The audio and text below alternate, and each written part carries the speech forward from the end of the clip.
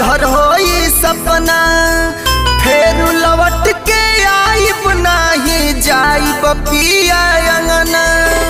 माई बाबू छूटी सभे नैहर हो जाई सपना फेर लौट के आइब नाही जब जाई पिया अंगना।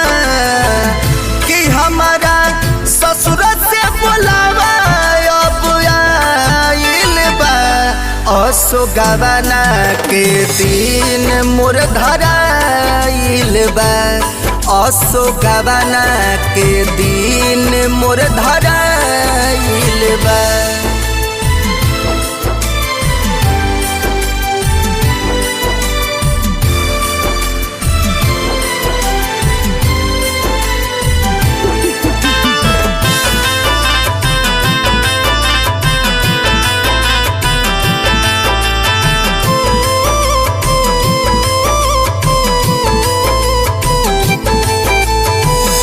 सोची सोची करताटे थर थर शरीरिया कैसे के होई है हमारा बलम के नगरिया।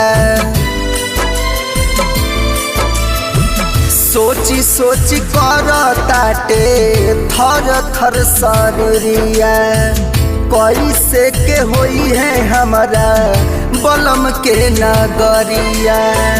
कैसन हो ये सास ननदिया कैसन हो जेठानी ससुर भसुर के कैसन होई हो कहानी। धुनी धुनी हमारो मन में समाइल बा असो गवाना के दिन धराइल बा। ये सखी गवाना के दिन धराइल बा।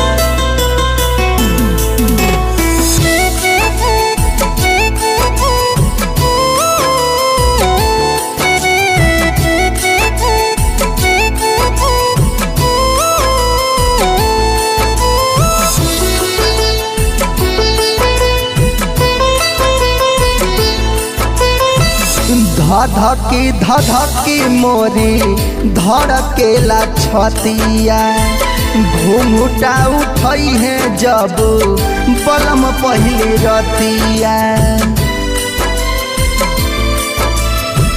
घुघुटे घुघुटे मोरा धड़केला छतिया घूंघटा उठई है जब बलम पहली रतिया। खुश होई है हमरा के देख के जब होई नाराज जब आगे काम पड़ही है लागी बड़ी लाज रात किरतिया कैसे कटी बुद्धि मोर भुलाइल बा। असो गवाना के दिन न धराइल बा। ए सखी गवाना के दिन न धराइल बा।